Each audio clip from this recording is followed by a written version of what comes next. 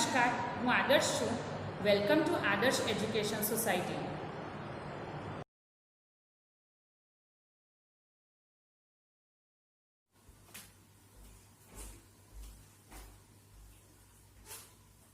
Hello students, how are you? Today we are going to end up with our chapter number 5th. Take out page number 49. Now, who come from where? कौन कहाँ से आया है? Who come from where? Right? So have you included human beings also in your list? आपने अपने list में human beings को include किया है? Yes, we also carry seeds from one place to another. हमने जो वो एनिमल्स, एयर, वाटर सब कुछ किया, राइट? उसमें we person also use to carry seeds from one place to another, knowingly और अननोविंगली. जैसे माइकल का देखा ना हम लोगों ने, राइट? जॉर्ज मेंस्ट्रल का देखा हमने कि उसके कपड़े में से चिपक के वो बी आया था. सो as a same, even human beings they used to carry knowingly, यानी कि जानबूझ के, यानी कि हम ले जाते हैं, हमें पता होता है वो. एंड unknowingly, यानी कि कई बार हमें पता नहीं होता है. We bring the seeds of plants that we find beautiful or useful. हम पता है नर्सरी में से सीड्स लाते हैं, राइट? टू ग्रो, कि हमें ये बहुत ही अच्छा लगता है, मोगरा का प्लांट हमें बहुत अच्छा लगता है, राइट? वैसे हम सीड्स लाते हैं. Later the seeds of these plants spread to other places, right? And और अभी ये प्लांट्स के जो सीड्स होते हैं वो अलग अलग जगह पे हम ग्रो करते हैं. Many years later people may not even remember that these plants did not grow here earlier.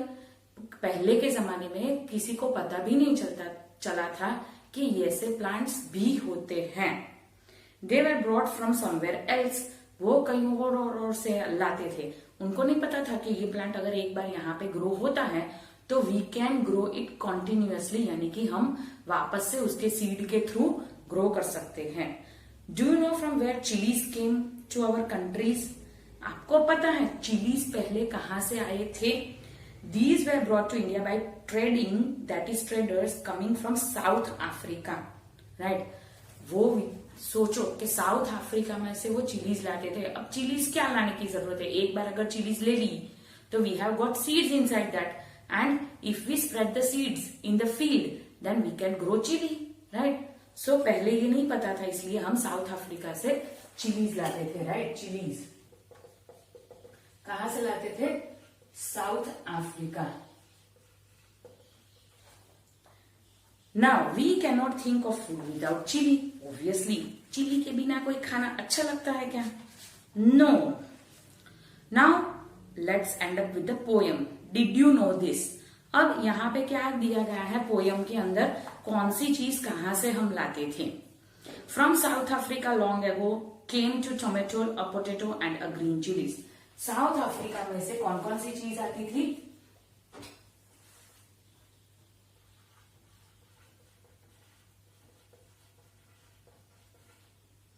Tomato, potato and green chilies, right?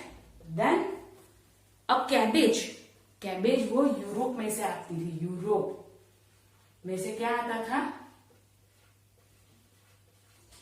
Cabbage, right? Then peas also वहां से ही आते थे, right?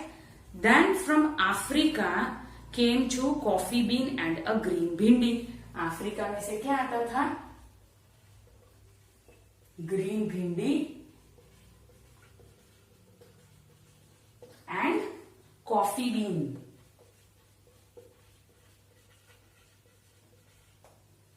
Then they crossed the land, they crossed the sea, right? अब उन्होंने land cross किया, यानी कि सी क्रॉस की. A mango sang, come in, an orange smile inside its skin. Welcome to India. अब ये जो मैंगोस एंड ऑरेंजेस जो पहले हम बाहर से लाते थे वो इंडिया ने वेलकम किया, यानी कि हम ग्रो करने लगे, right? Well, a banana said, the methi and spinach welcome to India a banana said, यानी कि बनाना ने भी बोला कि वेलकम टू इंडिया। बनाना तो हमारे यहाँ ही उगता है, पर मैंगो एंड ऑरेंज जो है उनको वेलकम किया। वो फ्रेंड्स थे तो उनको वेलकम किया कि आ जाओ आ जाओ, यहाँ पे भी आप ग्रो हो सकते हो, हमारी कंट्री में आ जाओ। The methi and spinach, brinjal and radish nodded its head, right. So spinach, brinjal, methi and radish ये भी हमारे इंडिया में ग्रो होने लगे, राइट। स्पिनच, मेथी, ब्रिंजल एंड और क्या था, रेडिश। वो लोग भी क्या करने लगे, आ जाओ आ जाओ, मैंगोज को बुलाने लगे, मैंगोज एंड ऑरेंजेस को, कि आ जाओ हमारे यहाँ आप ग्रो करो, right. So basically in this poem it is given कौन सी वेजिटेबल्स और फ्रूट्स कहाँ पे उगते थे पहले, right. Now what all was grown in India long ago, right, where mangoes and bananas grown here. अब इंडिया में पहले क्या ग्रो होता था, mangoes and bananas. Then what came from other countries? Imagine food without potatoes and tomatoes. ये potato and tomato south Africa में से आए। अगर ये नहीं आता तो बेसिकली आई नो दैट कि कोई भी हमारी सब्जी बनती नहीं, बिकॉज बेसिकली जो सब्जी होती वो कैसे बनती है, पोटेटोज एंड टमेटोज में से, right. Now what we have learned, Reena has draw this picture of the seed sprouted by her. अब रीना ने एक ऐसे देखो यहाँ पे ड्रॉ किया है, ये देखा आपने, उसका रीना ने उसका स्प्राउटेड पिक्चर ड्रॉ किया है, right. Now what do you think the seeds needs for sprouting. Obviously हमने इतना सारा पढ़ा, उसमें कौन सी दो चीजें थी कि जो सीड को स्प्राउटिंग यानी कि जर्मिनेशन के लिए चाहिए, air and water, right. Germination बोलते हैं या स्प्राउटिंग के लिए चाहिए। What do you think the seeds needs for sprouting? So that is air and water. Write in your own words. How will Rina's seed look if they do not get the things needed? Show by drawn a picture. अगर उसको वो नहीं मिलता है, जो air and water नहीं मिलता तो कैसे होता, तो ये तो सिर्फ ऐसे ही होता, एयर एंड वाटर नहीं मिलता तो वो उगता, ग्रो होता नहीं। How do seed spreads to far off place, right in your own words. Obviously सबको पता है far off spread, far off places कैसे कैसे होते हैं, स्पेस में कैसे जाते हैं, तो air, water, animal, human beings,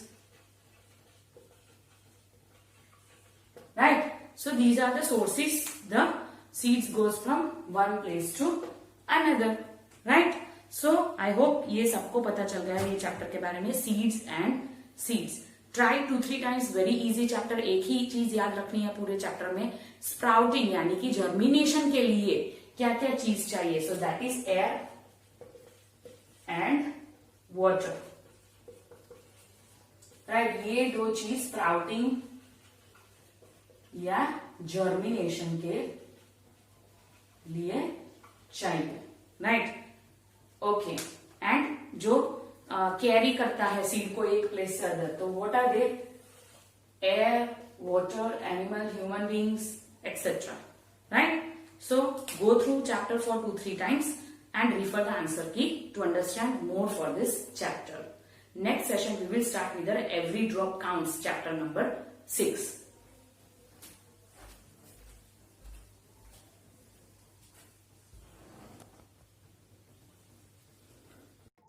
Thank you for joining us.